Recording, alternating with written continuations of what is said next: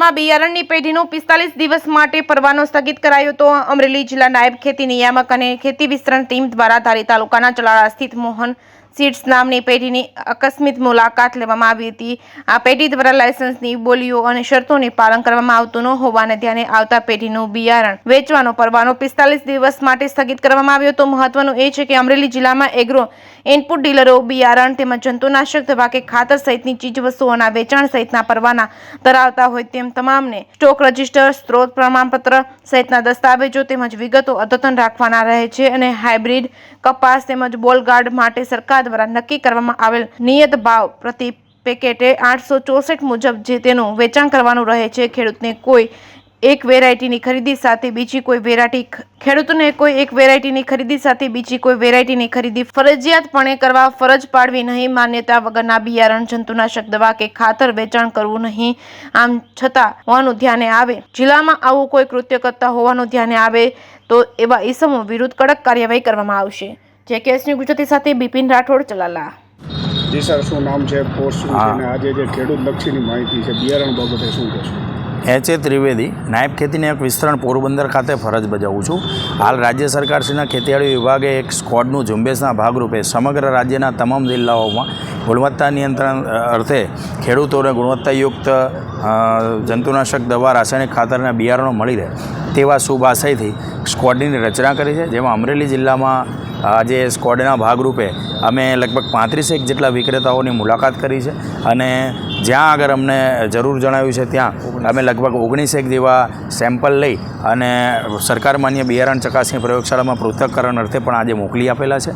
આની સાથે સાથે અમને 364 કિલોગ્રામ જેવો અંદાજિત બિયારણનો જથ્થો કે જેમાં ક્ષતિઓ અમને જણાઈ છે તે જથ્થાને અમે સ્ટોપસેલ કરી માલને અટકાવી, વેચાણ થતો અટકાવી અને અંદાજિત 7.5 લાખ રૂપિયાની કિંમતનો જથ્થો અમે અટકાવી અને વિક્રેતાઓને નોટિસ આપીને એના ખુલાસા પૂછ્યા છે। ખુલાસાનો જવાબ આવ્યા બાદ એનું જે નીતિ નિયમ અનુસારની આગળની કાર્યવાહી કરવામાં આવશે। ખેડૂત મિત્રોને મારી વિનંતી છે કે જ્યારે પણ આ બિયારણની સિઝન ચાલુ થઈ છે, ખરીફ સિઝનમાં બિયારણ ખરીદો તો લોટ નંબરવાળું બિયારણ હોય, બોલગાર્ડના માર્કાવાળું બિયારણ હોય, આ પાકા બિલથી બિયારણ ખરીદવાનો આગ્રહ રાખો। સાથોસાથ મિત્રો અધિકૃત વિક્રેતા પાસેથી જ આ બિયારણ ખરીદવાનો રાખો। જો ક્યાંય ગામડે ક્યાંયથી કોઈ એવી રીતે બિયારણ વેચતું હોય તો એની પાસેથી ના લો। આપણી આખી સિઝન છે એ બિયારણ છે, આપણો મૂળભૂત ઘટક છે। અત્યારે આપણી સિઝન આખી બિયારણ ઉપર છે, તો એવું કોઈ બિયારણ તમે ના લો જેથી કરીને તમારે આખી સિઝન પસ્તાવાનો વારો આવે। એટલે તમામ ખેડૂત મિત્રોને મારી નમ્ર આગ્રહપૂર્વકની વિનંતી છે કે આ પાકા બિલથી અધિકૃત વિક્રેતા પાસેથી આ બિયારણ ખરીદવાનો આગ્રહ રાખો।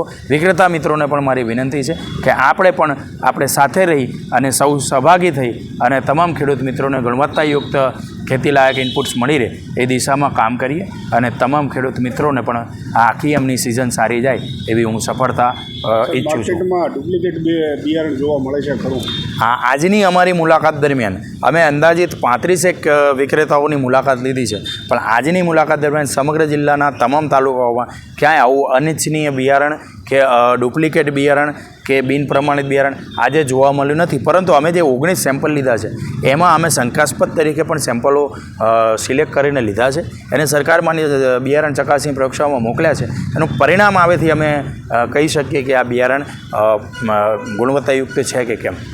સર, ચલાળા જે બની છે મોહન સીડ્સ નામની દુકાનની અંદર જે ઘટના બની શું છે? જો આ ચલાલામાં મોહન સીડ્સ પેઢીનો જે પરવાનો 45 દિવસ માટે સ્થગિત કરવામાં આવે છે એ ઘટના 19/5/2024ની છે। અમારી અમરેલી જિલ્લાની ગુણવત્તા નિયંત્રણની ટીમને હું અભિનંદન આપું છું કે એ ટીમે પોતાની એ તપાસ દરમિયાન મોહન સીડ્સ ખાતે જે અમારા લાયસન્સની શરતોને બોલીઓ હતી અને આ સૂચનાત્મક મુદ્દાઓના જે શરતો સરકારશ્રીની છે એ સરકારશ્રીની બોલીઓ, સૂચનાઓ અને લાયસન્સની શરતોને બોલીઓનો ભંગ થયો હતો। એને આધીન એમને એક નોટિસ પણ આપવામાં આવી હતી। ત્યારબાદ એમનો 45 દિવસનો આ પરવાનો છે એ સ્થગિત કરવામાં આવ્યો છે। આથી આ પેઢી બિયારણ વેચાણ માટે પ્રદર્શિત, વેચાણ માટે સંગ્રહ કે વેચાણ માટે કોઈ પણ પ્રકારની હેરફેર આગામી 45 દિવસ સુધી નહીં કરી શકે। તેઓને નોટિસ પણ પાઠવવામાં આવી છે। નોટિસનો સંતોષકારક ખુલાસો આવ્યા બાદ તંત્રને મતલબ અમારી ટીમને જો યોગ્ય ખુલાસો લાગશે તો આગળની ઘટતી કાર્યવાહી કરવામાં આવશે।